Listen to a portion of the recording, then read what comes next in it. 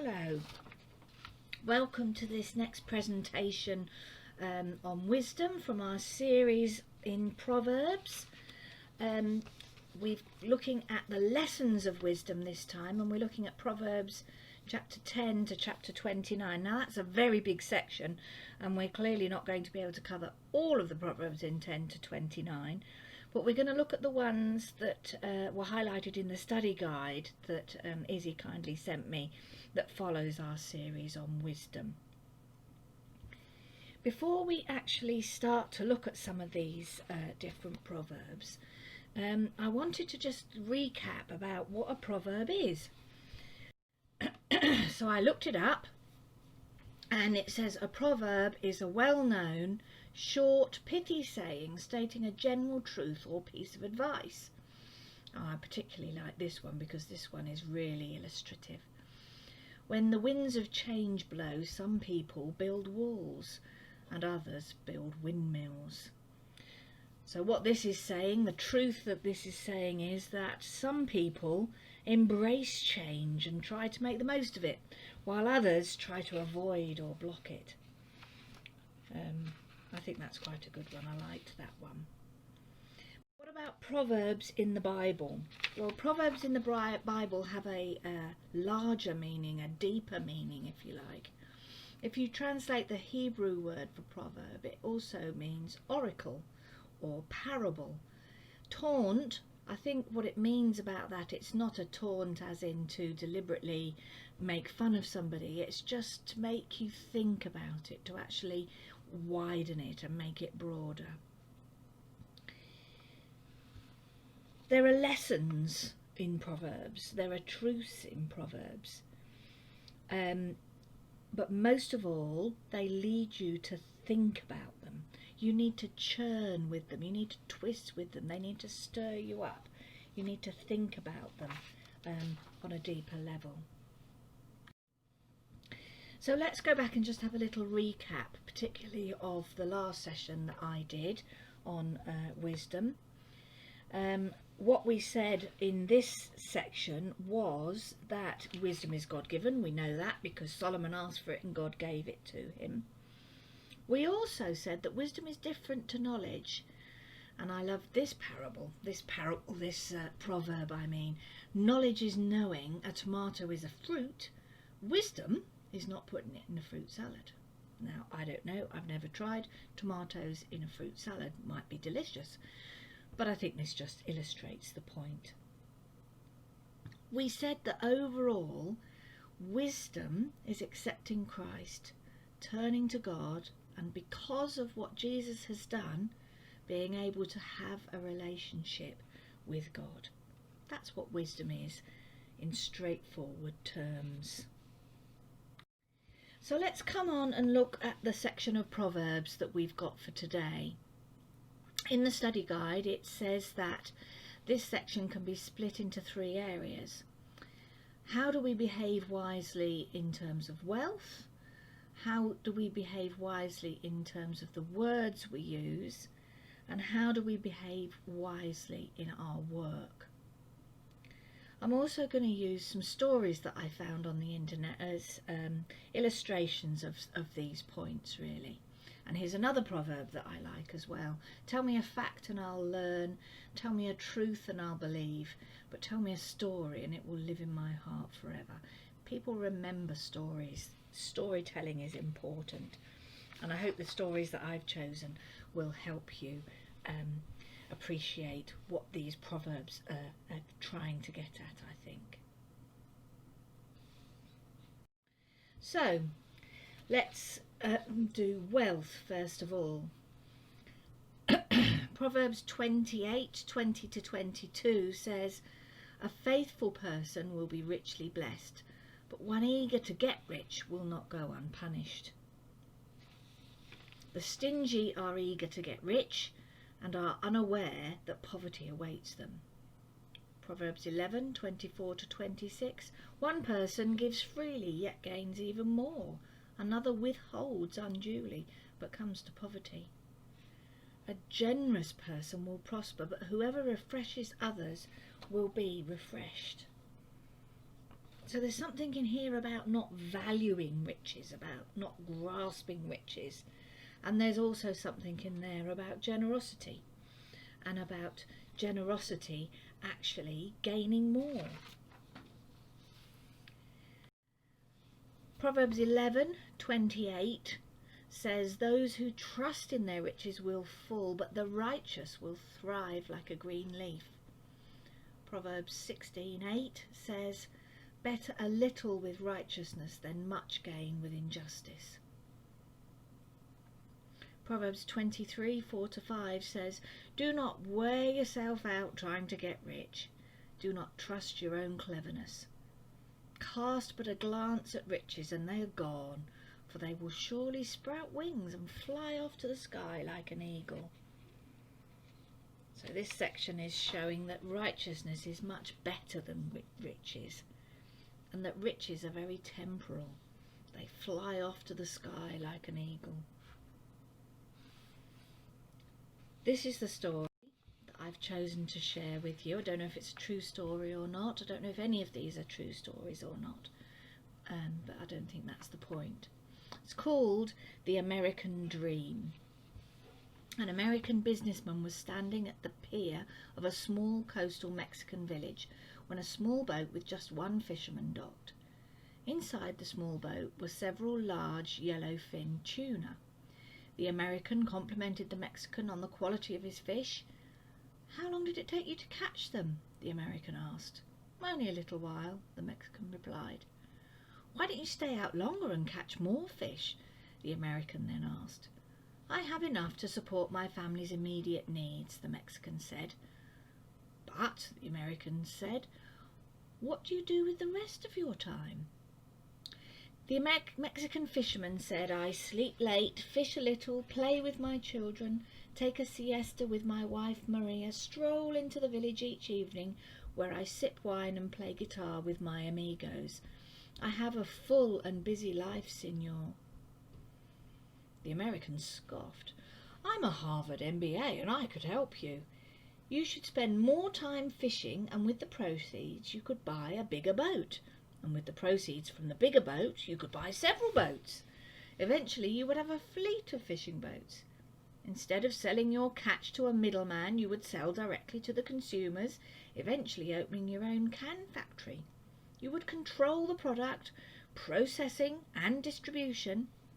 You would need to leave this small coastal fishing village and move to Mexico City, then LA, and eventually NYC, where you will run your expanding enterprise." The Mexican fisherman asked, "But, Signor, how long will all this take?" To which the American replied, 15 to 20 years. "But what then, Signor?" The American laughed and said, "That's the best part. When the time is right, you would announce an IPO, an initial public offering, and sell your company's stock to the public and become very rich. You'd make millions." "Millions, Signor? Then what?"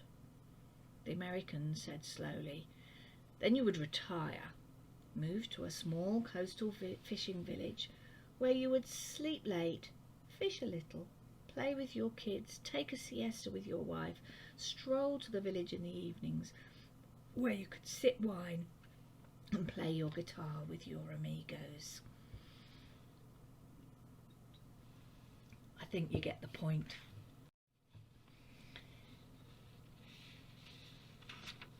Wealth is very much, as we look back at some of these proverbs that we've looked at, wealth is temporal. It disappears. It means nothing, really. So why would you grasp for it? Just have enough for your needs. Righteousness, ethical conduct, or the righteousness that we believe in God, is much, much more important. Matthew 5:6 says, "Blessed are those who hunger and thirst for righteousness, for they will be satisfied." It's righteousness that satisfies, not wealth. So, next section, words. Here are some of the words proverbs. So Proverbs 11:9, with their mouths the godless destroy their neighbours, but through knowledge the righteous escape. Proverbs 12:18, the words of the reckless pierce like swords, but the tongue of the wise brings healing. Proverbs 16:23, the hearts of the wise make their mouths prudent, and their lips promote instruction. This is just showing you that words have a tremendous power to hurt and a tremendous power to harm. But that actually we're called to use words wisely.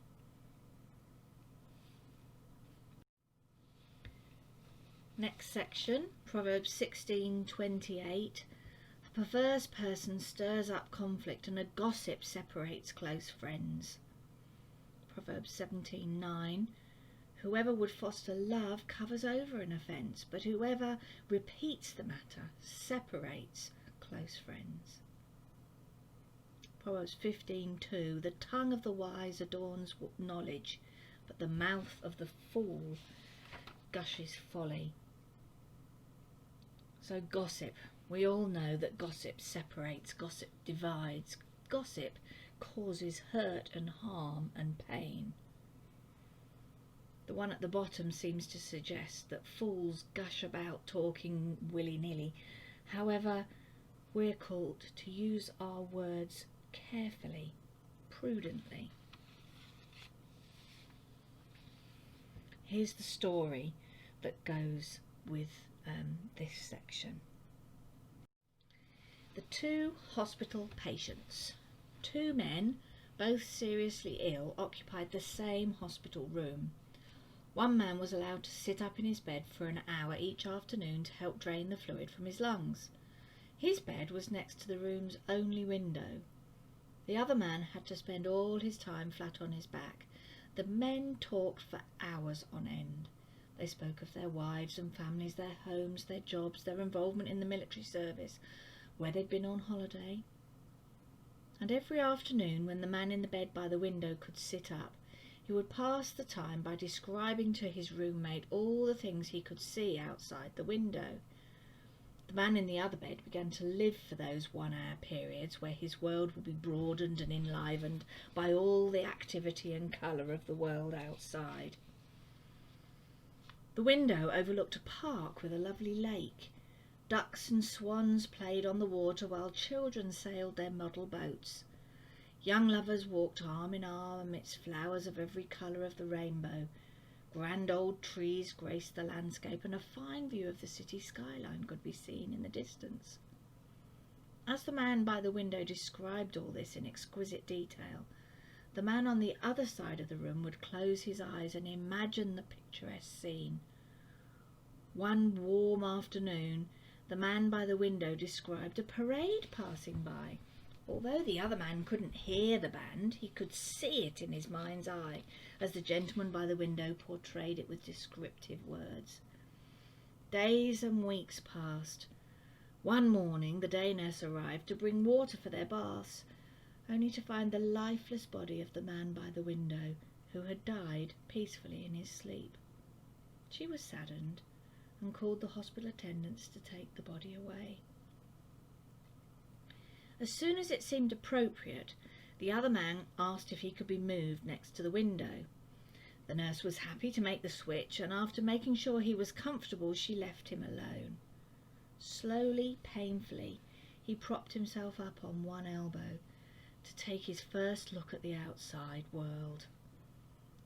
Finally, he would have the joy of seeing it for himself.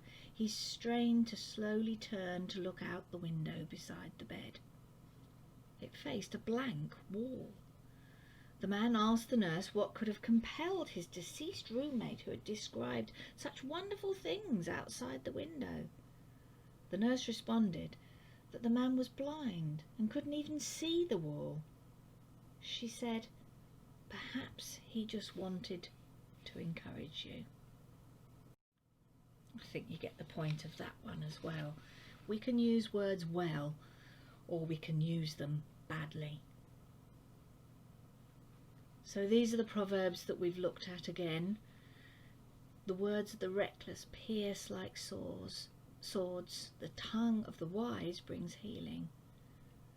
A gossip separates close friends.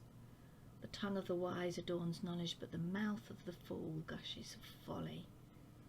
Words are incredibly powerful. They can do good or they can do harm. We know that gossip is not a good idea, because actually that is where the harm comes.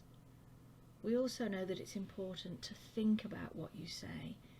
Hold your tongue, pursue peace, but above all, as Thessalonians 5:11 says, encourage one another, build each other up. Use words for that purpose.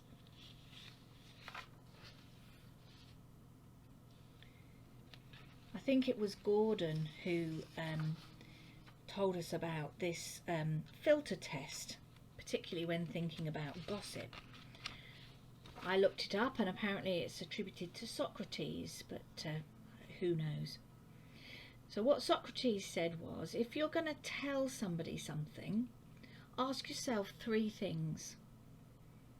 The first thing you need to ask is, have you made absolutely sure that what you're about to say is true?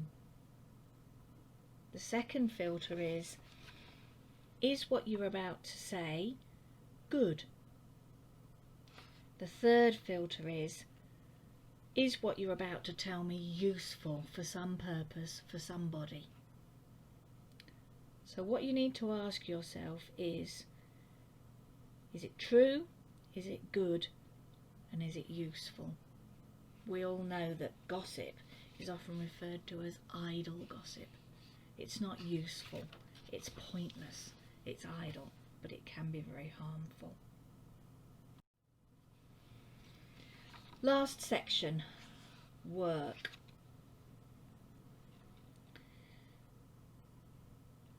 Proverbs 27:23 to 27.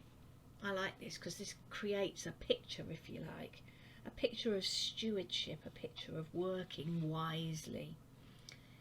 Be sure you know the condition of your flocks. Be careful, give careful attention to your herds, for riches do not endure forever, and a crown is not secure for all generations. When the hay is removed and new growth appears, and the grass from the hills is gathered in, the lambs will provide you with clothing, and the goat with the price of a field. You will have plenty of goat's milk to feed your family and to nourish your female servants. Stewardship.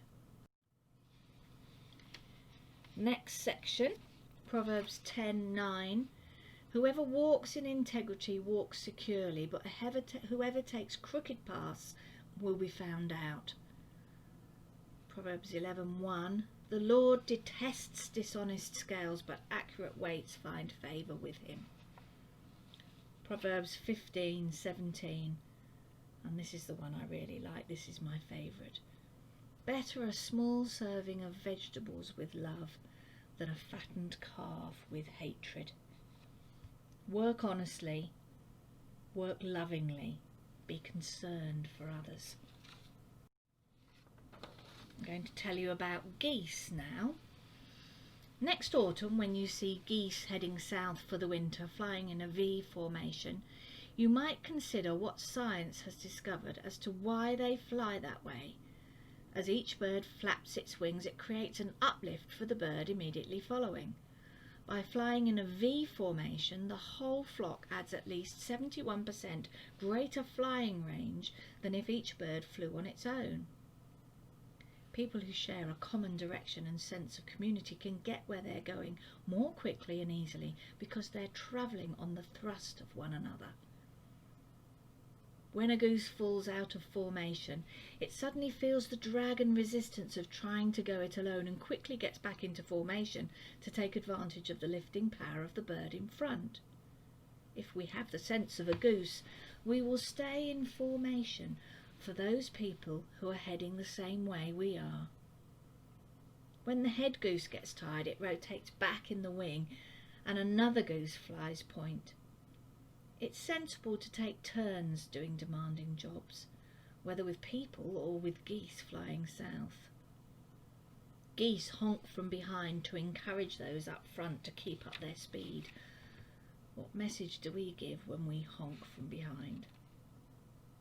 Finally, and this is important, when a goose gets sick or is wounded by gunshot and falls out of the formation, 2 other geese fall out with that goose and follow it down to lend help and protection. They stay with the fallen goose until it's able to fly or until it dies, and only then do they launch out on their own or with another formation to catch up with their own group. If we have the sense of a goose, we will stand by each other like that.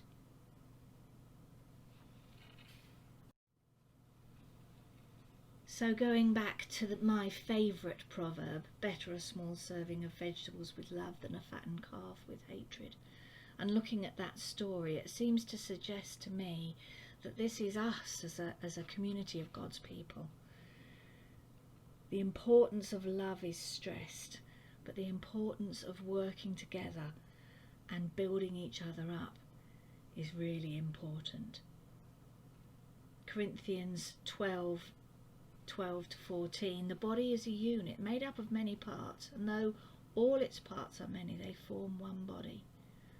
So it is with Christ, for we were all baptized by one Spirit into the body, whether Jews or Greeks, slave or free, and we were all given the one Spirit to drink. The body is not made up of one part, but of many. So in terms of work, we need to be honest. We need to work hard and be prudent, be wise. But we also need to work together with people and not against them. Work together with God's people. So our behaviour overall should be wise. Wise in wealth, not grasping at it or making it our goal or purpose. Our words should encourage and benefit others, build them up, not destroy them. And our work should always have our other brothers and sisters in mind. We need to work together for the glory of God, for His purpose, and not for our own purpose. Found this prayer that I just want to finish with.